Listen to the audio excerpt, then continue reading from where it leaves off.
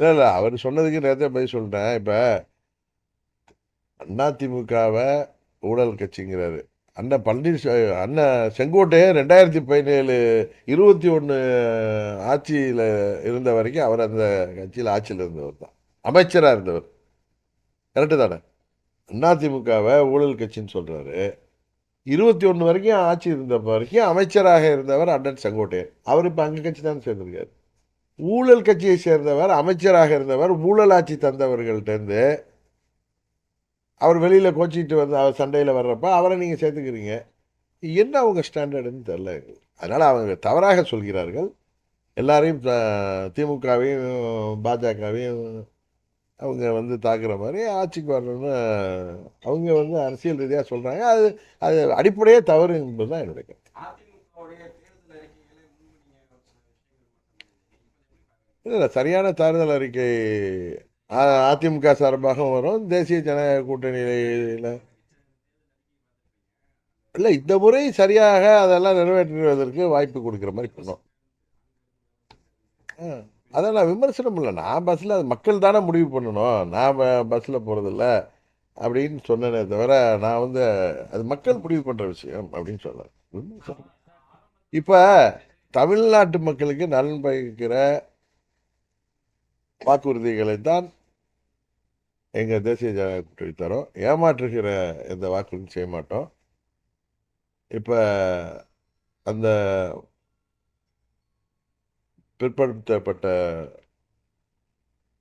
இடஒதுக்கீடில் கூட மத்திய அரசாங்கம் சாதிவாரி கணக்கெடுப்புக்கு எடுப்பதற்கு அறிவிப்பு கொடுத்துட்டாங்க.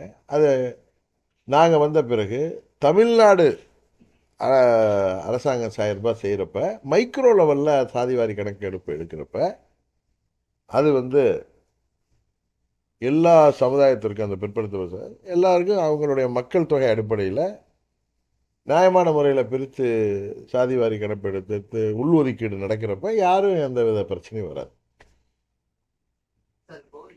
அது காரணமே இப்போ என் நல்ல நண்பர் தான், அவர் பழைய நண்பர் தான். இல்லை இல்லை, எனக்கு நல்ல நண்பர் இல்லை அப்படி இல்லை, என்னுடைய நண்பர் அவர் எனக்கு 2007 தெரியும். அதுக்கு இவர் அதுக்கு முன்னாடி 99 தெரியும். அதனால் நண்பர்கள் தான், நான் எல்லாத்தையும் ஃப்ரெண்டாக தான் இருப்பேன். இப்போ இவரை கூட கலாட்டா பண்ணி பேசுவேன். அது நான் வந்து ஒன்று நாங்கள் தலைவர் அவங்க அப்படிலாம் நான் எப்பயுமே நண்பர்களாக தான் இருப்பேன் எல்லாரோடையும். 2000 ஏப்ரல் 11 25 ஏடிஎம்கே எங்கள் கூட்டணிக்கு வந்துச்சுல்ல, 4 மாதம் அந்த கூட்டணியில் தான் நாங்கள் இருந்தோம். பல முறை என்னோட சந்திச்சிருக்காருல. அப்போல்லாம் அந்த கூட்டணி நம்ம 8 ஆண்டு எதிர்த்து அரசியல் பண்ணோம், அவங்க அந்த கூட்டணி நம்ம இருக்கக்கூடாது வெளியேறணும்னு சொல்லியிருந்தாருன்னா நாயர். இப்போ அவருக்கு என்னன்னா கோயில்பட்டி அது அதிமுக தொகுதி, அவர் அந்த தொகுதியில் தான் நிற்க முடியும் அப்படின்னு நினைக்கிறாரு. அதனால் அந்த தொகுதி கிடைக்காதுன்னதும் அவர் வேறு இடம் சென்றிருக்கார். அதுதான் சிம்பிள். அதான் இதில் சிம்பிளான விஷயம் அதான். இதில் யாரோ ஒரு சிலர் போனாங்கன்னா அவங்க இப்போ போன வருஷம் 2025 அதிமுக தேசிய ஜனநாயக கூட்டணியில் நாங்கள் இருந்த கூட்டணிக்கு வந்தப்பயே வெளியேறி இருந்தாங்கன்னா அவங்க என்கிட்ட வந்து இதில் நம்ம இருக்கக்கூடாது, அவங்கள எதிர்த்து தானே கட்சி ஆரம்பித்தோம் அப்படின்னா இன்றைக்கு பேசுவதை அன்றைக்கு பேசியிருந்தால் அதில் ஒரு நியாயம் இருக்கும். அன்றைக்கு யாருமே பேசலை. கரெக்டு தானே? 4 மாதம் நானும் அமைதியாக தானே இருந்தேன். நான் செப்டம்பரில் தானே வந்து வெளியில் வந்தேன். செப்டம்பர் 1 தான் வெளியில் வந்தேன். அதனால் இவர்கள் சொல்வது யாரோ ஒரு சிலருக்கு வந்து சொந்த காரணம் இருக்கும், அங்கே உள்ள லோக்கல் நிர்வாகிகள்கிட்ட உள்ள பகையாக இருக்கும், பகமையாக இருக்கும். இது கட்சி ரீதியாக அமமுக மீண்டும் அதிமுக கூட்டணியில் போனதில் யாருக்கும் எந்தவித கருத்து வேறுபாடும், ரெண்டாவது கருத்து இருக்கிறதுக்கு வாய்ப்பே இல்லை. ஒரு தொகுதியில் அந்த பகுதியில் அரசியல் பண்ணுறப்போ அவங்களோட இருந்த அந்த பகமை வேணால் காரணமாக இருக்கும். அதனால் எல்லா இடத்தையும் இப்போ வடக்கு மாவட்டத்தில் உள்ள முக்கியமான நிர்வாகிகள் வந்து நாங்கள் ஆட்டோமேட்டிக்காக எல்லாம் ஜெல்லாயிட்டோம். தமிழ்நாடு ஃபுல்லாக எங்கள் நிர்வாகிகளும் அதிமுக நிர்வாகிகளும் நாங்கள் வரணும்னு அவங்க ரொம்ப காத்துட்டு இருந்தது உங்களுக்கு தெரியும்.